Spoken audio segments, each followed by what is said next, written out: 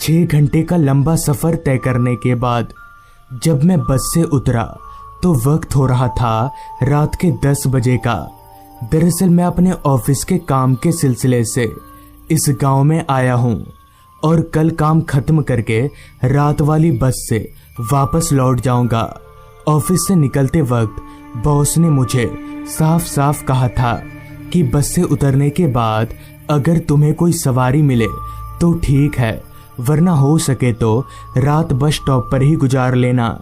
जिस कारण बस से उतरते ही मेरी नजरें इधर उधर किसी सवारी को तलाशने लगी, मगर गांव का इलाका होने के कारण वो भी इतनी रात को मुझे उस बस स्टॉप पर सिवाय उस बस के जिससे मैं आया था और कुछ भी नहीं दिखा। तो मैं चलकर वापस से उस बस कंडक्टर के पास गया और उनसे पूछा, भाई साहब ये बरगदपुर गांव का रास्ता किधर है? इस पर उस कंडक्टर ने अपने हाथों का इशारा करते हुए कहा, बरगदपुर गांव इस रास्ते से होकर जाता है, मगर भाई साहब रात को इस रास्ते पर जाना ठीक नहीं होगा, आप सुबह चले जाना। उस कंडक्टर के हाथ वाले इशारे की तरफ मैंने जब अपनी निगाहें घुमाई तो उधर एक सुनसान कच्चा रास्ता था, लेकिन मैं इन सब बातों पर विश्वास नहीं करता था और ना ही मैं डरता था। इसलिए मैंने कंडक्टर से कहा, भाई साहब मैं चला जाऊंगा, मुझे डर वर नहीं लगता। इतना बोलकर मैं आगे बढ़ने लगा। वो रास्ता काफी पतला और दोनों तरफ से जंगलों से घिरा हुआ था। ये उस समय की बात है जब अधिकतर गांव में बिजली की सुविधा नहीं पहुंची थी, तो उस वक्त गांव में भी बिजली का नामो निशान तक नहीं था। और सबसे ज्यादा दिक्कत वाली बात तो ये थी कि मैं अपने साथ टॉर्च लाना भूल गया था। रास्ता पूरी तरह से अंधेरे में डूबा हुआ था। दूर दूर तक उस रास्ते पर मेरे अलावा ना तो कोई इंसान दिख रहा था और ना ही कोई जानवर। अंधेरे के साथ ही साथ सन्नाटे ने भी उस रास्ते को चारों तरफ से घेर रखा था। बस आ रही थी तो बीच बीच में रात कीड़ों की आवाजें, जिसकी आवाज से ये माहौल और भी ज्यादा सुनसान प्रतीत हो रहा था। इतने वीरान रास्ते को देखकर मेरे पैर खुद ब खुद काफी तेजी से आगे बढ़ने लगे। चलते चलते मैं थोड़ी दूर चला आया, तभी मुझे सामने एक मोड़ दिखा। उस मोड़ को देखकर मैं हैरान हो गया कि उस कंडक्टर ने तो मुझे इस मोड़ के बारे में कुछ बताया ही नहीं था। तो अब मैं जाऊं तो जाऊं किधर? मैं जाकर उस मोड़ के सामने खड़ा हो गया और इधर उधर नजरें घुमाकर किसी बोर्ड को तलाशने लगा ताकि मुझे रास्ते का पता चल पाए। मगर कुछ देर इधर उधर नजरें घुमाने के बाद भी मुझे कुछ नहीं दिखा, तो मैं और ज्यादा परेशान हो गया। अब मैं फंस चुका था और मुझे समझ नहीं आ रहा था कि मैं किधर जाऊं। तभी मुझे 2-4 आदमियों के आपस में बात करने की आवाज सुनाई पड़ने लगी। मैंने जब ध्यान से उस आवाज को सुना तो मुझे पता चला कि ये आवाज मेरे पीछे की ओर से आ रही है। तो मैं पीछे मुड़ा। मेरे पीछे मुड़ते ही मुझे थोड़ी दूरी से 4 आदमी चलकर मेरी तरफ आते दिखे। तो उन आदमियों को देखकर मैं काफी खुश हुआ कि मैं इन आदमियों से रास्ता पूछकर चला जाऊंगा। देखते ही देखते वो चारों आदमी मेरे करीब आए, तो उनसे रास्ता पूछने के लिए जब मैंने उनके चेहरे की तरफ देखा तो मेरे होश उड़ गए और मेरा सर एकदम से घूम गया, क्योंकि उन चारों का चेहरा एक था। मगर ये तो मुमकिन ही नहीं है। 4 आदमियों का चेहरा एक बराबर कैसे हो सकता है? फिर जब मैंने अपनी निगाहें उन चारों के शरीर की तरफ घुमाई तो मेरे शरीर का सारा खून एकदम से सूखने लगा, क्योंकि उन चारों का शरीर भी एक जैसा दिख रहा था। और तो और उन चारों के पैर उल्टे थे। ये देखकर मुझे पता चल गया कि ये कोई इंसान नहीं है बल्कि भूत हैं। अभी मैं डर से कांप ही रहा था कि तभी उन चारों आदमियों का सर धड़ से अलग होकर हवा में उड़ने लगा। ये देखकर मेरा कांपता शरीर और जोर जोर से कांपने लगा। इससे पहले कि वो भूत मुझे मार देते कि तभी मैंने एकदम से दौड़ लगा दी और दोनों रास्तों से दाएं वाला रास्ता पकड़कर भागने लगा। भागते वक्त मेरी निगाहें खुद ब खुद पीछे मुड़कर उन भूतों को देख रही थी कि कहीं वो चारों भूत मेरा पीछा तो नहीं कर रहे हैं। तो हाँ, सच में वो चारों भूत चलकर मेरे पीछे आ रहे थे। और एक बात हैरान करने वाली ये भी थी कि मैं भाग रहा था और वो चारों भूत चलकर मेरे पीछे आ रहे थे, मगर फिर भी मैं उनसे काफी आगे नहीं निकल पा रहा था। लेकिन फिर भी मैंने हिम्मत नहीं हारी और अपने कदमों को और तेज भगाने लगा, ये सोचकर कि मेरी मौत मेरा पीछा कर रही है। भागते वक्त डर के कारण मेरी आंखें बार बार बंद हो जा रही थीं, जिससे किसी भी चीज से टकराकर मेरे गिरने का खतरा बढ़ जा रहा था। मगर मुझे ये भी पता था कि अगर मैं गिरा तो उसी वक्त ये भूत मेरा काम तमाम कर देंगे। तो मैं बार बार अपनी आंखों को खोलकर रखने की कोशिश कर रहा था। कुछ दूर ऐसे ही भागने के बाद मुझे आगे कुछ घर दिखे। उन घरों को देखकर मेरी जान में थोड़ी सी जान आई कि शायद अब मेरी जान बच सकती है। तो मैं भागकर उन घरों की तरफ जाने लगा। मुझे उन घरों की तरफ जाता देख वो चारों भूत एकदम से रुक गए और मुझे देखकर एक भयानक सी हंसी हंसने लगे। मगर मुझे पता नहीं चल रहा था कि वे भूत मुझे देखकर क्यों हंस रहे हैं। खैर, मुझे इससे क्या, मुझे तो अपनी जान बचानी थी। ये सोचकर मैं भागता हुआ उन घरों के करीब पहुंचा। तो उन घरों के करीब पहुंचते ही मुझे एक दुकान खुला हुआ दिखा और दुकान के बाहर टेबल पर 2-3 आदमी भी बैठे हुए थे। तो उन आदमियों को देखकर मुझे काफी हिम्मत मिली और मैं भागकर उनके पास गया। तो मुझे इतना डरा सहमा देख उनमें से एक आदमी ने कहा, क्या बात है भाई, लगता है नए नए आए हो। इस पर मैंने अपना सिर हाँ में हिलाते हुए अपनी पूरी आप बीती उन आदमियों को बताई। तो उनमें से एक आदमी ने बताना शुरू किया। आज से 1 साल पहले वो आदमी जंगलों से लकड़ियां लाकर बाजार में बेचा करता था। मगर ना जाने एक रात ऐसा क्या हुआ, क्योंकि जब वो लकड़ियां लाने जंगल में गया तो वापस ही नहीं लौटा। काफी देर तक घर वापस ना लौटने के बाद उसके घर वाले उसे ढूंढते हुए जंगल में गए। तो वहीं उसके घर वालों को उसकी लाश मिली और उसकी लाश को देखने से ही पता चल रहा था कि उसे किसी जंगली जानवर ने नोचकर खाया है। अकाल मौत होने के कारण उसकी आत्मा को शांति नहीं मिली और उसकी आत्मा भी हमारी तरह भटकती रहती है। उस आदमी के इतना बोलने के बाद उसके बगल वाले आदमी ने मुझसे कहा, भाई साहब, आपकी मौत कैसे हुई है। पहले वाले आदमी ने कहा कि उस भूत की आत्मा हमारी तरह भटकती है और दूसरे वाले आदमी ने मुझसे पूछा कि आपकी मौत कैसी हुई है। ये बात मुझे थोड़ी अजीब लगी कि भला ये लोग ऐसे क्यों बोल रहे हैं और इस गांव में इतनी रात तक ये खुला कैसे है। अभी मैं ये सोच ही रहा था कि तभी उस आदमी ने दोबारा मुझसे कहा, क्या हुआ भाई साहब, आपने बताया नहीं कि आपकी मौत कैसे हुई है। इस पर मैंने कहा, मैं मरा नहीं हूँ, आप ऐसे उल्टी सीधी सवाल क्यों पूछ रहे हैं। जिस पर उस आदमी ने कहा, पहले पहले सबको ऐसे ही लगता है भाई साहब। इस पर मैंने अपना हाथ उस आदमी की तरफ बढ़ाते हुए कहा, छूकर देख लीजिए, मैं कोई भूत वूत नहीं हूँ। मेरे हाथ बढ़ाते ही जैसे ही उस आदमी ने मेरा हाथ पकड़ा तो मेरे होश उड़ गए और मेरा सर वापस से घूमने लगा, क्योंकि उस आदमी का हाथ बर्फ से भी ज्यादा ठंडा था। मगर ये कैसे हो सकता है, किसी जिंदा इंसान का शरीर इतना ठंडा कैसे हो सकता है। अभी मैं ये सोच ही रहा था कि तभी वहां मौजूद सभी लोगों का चेहरा एकदम से बदलने लगा। उनमें से किसी का चेहरा जला हुआ था तो किसी का चेहरा पूरी तरह से कुचला हुआ। ये देखकर मैं समझ गया कि वो सब भी भूत हैं। अब मैं अपने बचने की उम्मीद खो चुका था और मैंने अपने आप को मरा हुआ मान लिया था, कि तभी डर के कारण मेरे आंखों के सामने सब कुछ काला पड़ने लगा और मैं वहीं पर बेहोश हो गया।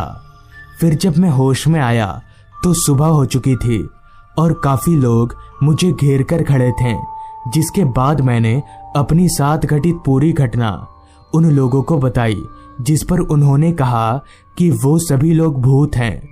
दिन को वो सभी उसी दुकान पर बैठे हुए थे। मौसम बरसात का था तो सुबह से ही बारिश हो रही थी कि तभी अचानक उस दुकान पर बिजली गिर गई, जिससे उन सभी की मौत हो गई। तब से उनकी आत्मा यहीं पर भटकती है। तो दोस्तों, ये थी आज की कहानी। गांव आए हुए मुझे यहीं कोई 3-4 दिन ही बीते होंगे कि एक शाम अचानक हमारे घर की बिजली चली गई। चूंकि मौसम गर्मी का था, इसलिए पंखा बंद होते ही सारे परिवार वाले छत पर पहुंच गए। सबके साथ मैं और दादाजी भी थे। तब तक अंधेरा हो चुका था। खैर, हम सारे लोग छत पर चटाई बिछाकर बैठ गए। तभी मैंने दादाजी से कहा, दादाजी कोई कहानी सुनाइए ना, भूत वाली। तब मेरी उम्र ज्यादा नहीं थी, मैं यहीं कोई 8-10 साल का ही रहा होऊंगा।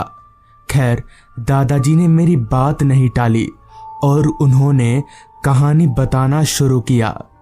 बात आज से तकरीबन 50 साल पुरानी है। तब मेरी यानी दादाजी की उम्र यहीं कोई 27-28 साल की रही होगी। गांव के पोस्ट ऑफिस में मुझे नया नया काम मिला था। ऑफिस में पोस्ट मास्टर और पोस्टमैन का काम मैं अकेले ही करता था, यानी चिट्ठियों को सील करने से लेकर घर घर जाकर पहुंचाने का काम मेरा ही था। हालांकि काम सुनने में जितना आसान लगता है उतना आसान है नहीं, क्योंकि उन दिनों मोबाइल फोन्स वगैरह नहीं हुआ करता था और अगर दूर किसी आदमी से बात करनी हो तो उसका एकमात्र साधन खत या यूं कहें तो चिट्ठी ही थी। एक शाम की बात है, उस दिन काम बहुत ज्यादा था और सभी चिट्ठियों को आज के आज ही पते पर पहुंचाना था।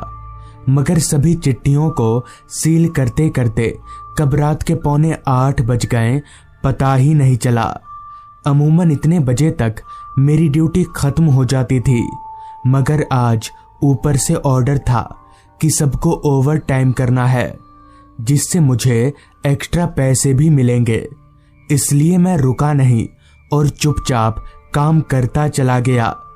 रात के ठीक 8:30 बजे मैं सभी चिट्ठियों को सील करके साइकिल में एक थैले में भरकर निकल पड़ा चिट्ठियों को घर घर पहुंचाने।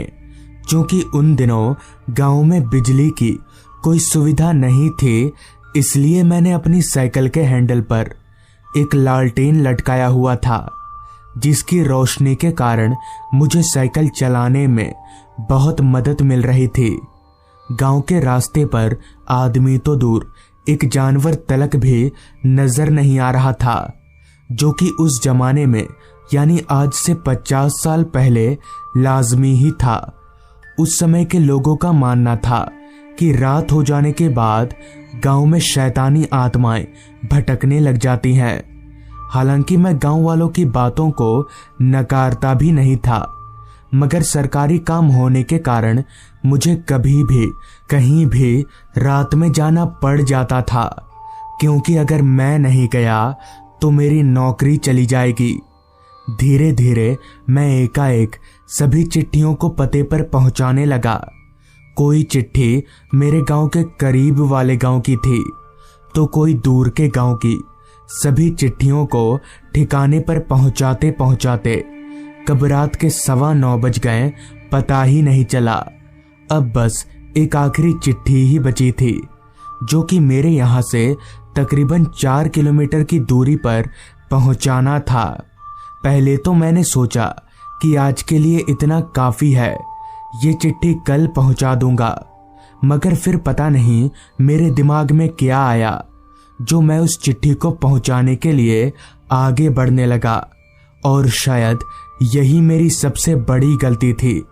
खैर, वो गांव जहां मुझे उस आखिरी चिट्ठी को पहुंचाने जाना था, मैं उस गांव जाने वाले रास्ते पर आगे बढ़ने लगा। वो रास्ता उस पहले वाले रास्ते से भी ज्यादा सुनसान और खामोशी में डूबा हुआ था। उस रास्ते के अगल बगल सिर्फ जंगल ही जंगल थे। कुल मिलाकर रास्ते का नजारा बड़ा डरावना सा था। रात कीड़ों की आवाजें कानों में गूंज सी रही थी। खैर, थोड़ी देर साइकिल चलाने के बाद मैं उस आखिरी चिट्ठी के ठिकाने पर पहुंचा। मैंने घर का दरवाजा खटखटाया तो एक बुजुर्ग से आदमी ने दरवाजा खोला। फिर मैंने उस बुजुर्ग आदमी को चिट्ठी पकड़ाई और वहां से जाने लगा। अभी मैं चलकर अपनी साइकिल के पास आया ही था कि तभी उस बुजुर्ग आदमी ने मुझसे कहा, बेटा, किस रास्ते से आए तुम? मैंने उस बुजुर्ग आदमी को इशारा करके वो रास्ता बताया जिधर से मैं आया था। तो मेरा इशारा देखकर पता नहीं क्यों उस बुजुर्ग आदमी का चेहरा सूख सा गया और उसने कांपती आवाज में मुझसे कहा, पर बेटा, इस रास्ते से इस वक्त तुम्हारा जाना ठीक नहीं होगा। वो रास्ता रात के लिए ठीक नहीं है। उस बुजुर्ग आदमी की बात सुनकर ही मैं समझ गया कि वो किस बारे में बात कर रहा है, जिस पर मैंने उस आदमी से कहा, अरे चाचा, कोई बात नहीं है, मैं चला जाऊंगा। तो इस पर चाचा ने फिर कहा, ठीक है बेटा, जाओ, पर एक काम करना, ये लालटेन मत बुझाना जब तक तुम घर ना पहुंच जाओ। मैंने सोचा वैसे भी मैं घर पहुंचने से पहले लालटेन नहीं बुझाऊंगा। इतना सोचकर मैं वापस पोस्ट ऑफिस की तरफ आगे बढ़ने लगा। अब रात काफी हो चुकी थी। सुनसान रास्ता, दोनों ओर फैला जंगल। कहीं ना कहीं उस आदमी की बात सुनकर अब मुझे डर लगने लगा था, मगर आते वक्त तो कुछ हुआ नहीं, तो अब क्या होगा, यही उम्मीद लेकर मैं आगे बढ़े जा रहा था। पता नहीं क्यों उस रास्ते पर मुझे हल्की हल्की ठंड महसूस होने लगी थी, जबकि मौसम ठंड का नहीं था, मौसम गर्मी का था। शरीर में एक अजीब तरह की सिरहन हो रही थी। एक अलग सा डर मेरे जहन में घूम रहा था, जिन्हें लफ्जों में बयां कर पाना मुश्किल ही नहीं बल्कि नामुमकिन है। लालटेन की रोशनी में अभी मैं साइकिल चला ही रहा था कि तभी अचानक मेरी साइकिल का चैन उतर गया। अचानक चैन उतर जाने से मुझे काफी हैरानी हुई कि आखिर अभी ये साइकिल को क्या हो गया। खैर, मैं साइकिल से नीचे उतरा और बैठकर चैन चढ़ाने की कोशिश करने लगा। मेरी साइकिल जिस जगह पर खराब हुई थी वहां पास ही में एक बहुत बड़ा बरगद का पेड़ था।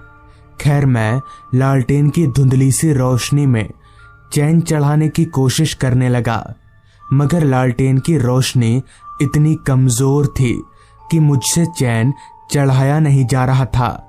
अभी मैं चैन चढ़ा ही रहा था कि तभी पीछे की तरफ से मुझे एक भारी सी आवाज आई, डाकिया बाबू, आ गए चिट्ठी पहुंचाकर। आवाज सुनकर मैं तुरंत पीछे पलटा तो पाया कि अब उस बरगद के पेड़ के नीचे एक आदमी बैठा हुआ है। उस आदमी का चेहरा शॉल से ढका हुआ था। मुझे काफी हैरानी हुई कि आखिर इस आदमी को पता कैसे चल गया कि मैं चिट्ठी पहुंचाकर आ रहा हूं, जिस पर मैंने उस आदमी से कहा, हाँ, पर आप कौन हैं? इस रास्ते पर आप क्या कर रहे हैं? इस पर उस आदमी ने कहा, सब बताता हूँ, पहले ये लालटेन बुझाओ। लालटेन देखकर मुझे बहुत डर लगता है। इस पर मैंने कहा, नहीं, यहाँ इतना अंधेरा है, अगर मैंने लालटेन बुझाया तो मैं देखूंगा कैसे? अभी मैंने इतना कहा ही था कि तभी उस आदमी ने अपने चेहरे पर से वो शॉल हटा दिया। तो मैंने जो देखा वो देखकर मेरी सिट्टी बिट्टी गुल हो गई, क्योंकि उस आदमी का सर उसके धड़ से अलग था और वो सर हवा में उड़ रहा था। मगर ये कैसे हो सकता है? किसी आदमी का सर उसके धड़ से अलग हवा में कैसे उड़ सकता है? मुझे समझ नहीं आ रहा था। तभी उस आदमी ने फिर से कहा, कहा ना लालटेन बुझाओ, वरना तेरा भी सर ऐसे ही धड़ से अलग हो जाएगा। अब तक मैं समझ चुका था कि वो आदमी इंसान नहीं है, बल्कि वो कुछ और ही है। इसलिए मैं साइकिल को धक्का देते ही वहां से भागने लगा। भागते भागते मैंने एक दफा पीछे पलटकर देखा तो पाया कि अब वो सिरकटा आदमी वहां से गायब हो चुका है। उस रात शायद लालटेन ना बुझाने के चलते मेरी जान बच गई, मगर वो आदमी आखिर था कौन, ये आज तक पता नहीं चल पाया। इतना कहकर दादाजी ने अपनी कहानी खत्म की। दादाजी की कहानी सुनकर मैं काफी डर गया और उस पूरी रात मुझे नींद नहीं आई। तो दोस्तों, ये थी आज की कहानी। अगर आपको ये कहानी पसंद आई हो तो चैनल को ज़रूर सब्सक्राइब कर लें। तो मैं आपका दोस्त आर्यन जल्द ही मिलूँगा आपसे ऐसी ही एक कहानी के साथ।